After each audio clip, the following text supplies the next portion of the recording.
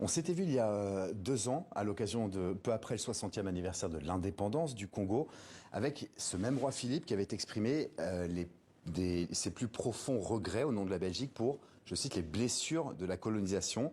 On vient de voir le sujet, le pays des mains coupées, on parle de millions de morts. Est-ce que ça suffit aujourd'hui des regrets, des simples regrets? Alors, c'était une étape hein, pour le roi Philippe, justement, par rapport à son père, son arrière grand-oncle. C'était nécessaire de franchir ce palier-là.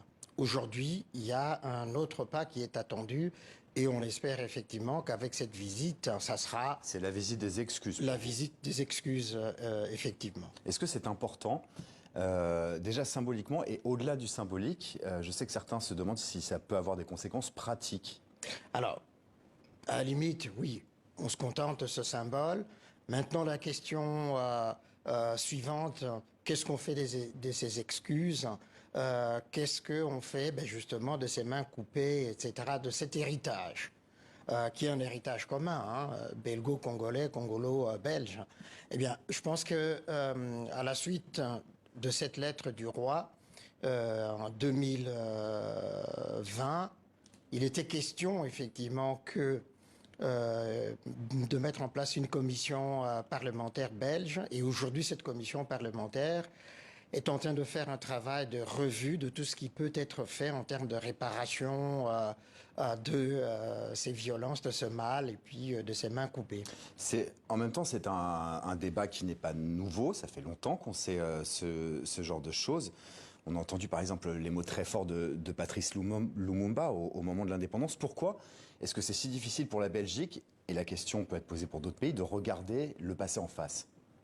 Je pense que c'est lié au fond à la manière dont cette indépendance est arrivée dans l'ex-Congo belge, dans l'ex-colonie, qui est liée justement à cette impréparation de l'indépendance. Et au fond, ce que j'ai cru comprendre alors à cette époque-là, c'est que la Belgique, une fois les émeutes avaient eu lieu à Kinshasa, craignait le scénario algérien, disant si on ne prend garde, on va arriver à ce scénario algérien de la guerre d'Algérie. Donc maintenant, le plan de 30 ans de Van Bilzen... La Belgique s'est retirée beaucoup plus vite que la France ne l'a fait. Exactement. Donc le plan de 30 ans de Van Bilzen... Et ça a impacté les relations entre les deux pays Alors, ensuite? Tout de suite, évidemment, avec surtout l'assassinat de Lumumba. Là, on est entré dans un cycle de violence qui a duré pratiquement 5 ans, les 5 premières années de l'indépendance du Congo. Et ensuite, lorsque le maréchal Mobutu, enfin le président Mobutu fait son coup d'État en 65 et prend le pouvoir, là, les relations sont en dents de scie. Il y a des moments où l'entente est bonne entre les deux pays et d'autres moments où, lorsque les questions des droits de l'homme intervenaient, ça se tendait. Je vous repose ma question. Encore une fois, on peut la poser à la France par rapport à l'Algérie. On sait que le Premier ministre belge Verhofstadt, par exemple, s'était excusé pour la non-action belge pendant le génocide au Rwanda. Pourquoi est-ce que le passé colonial est aussi difficile à affronter? Parce qu'il y a une vraie honte?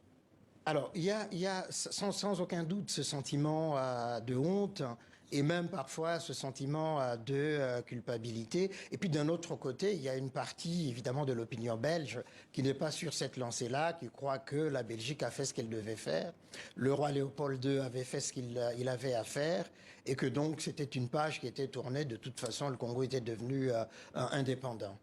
Merci, professeur Alfred Toumba-Shango Loko. Je rappelle que vous êtes professeur à l'université Sorbonne Nouvelle Paris 3. Merci d'avoir été avec nous sur le plateau du journal Afrique TV 5 Monde.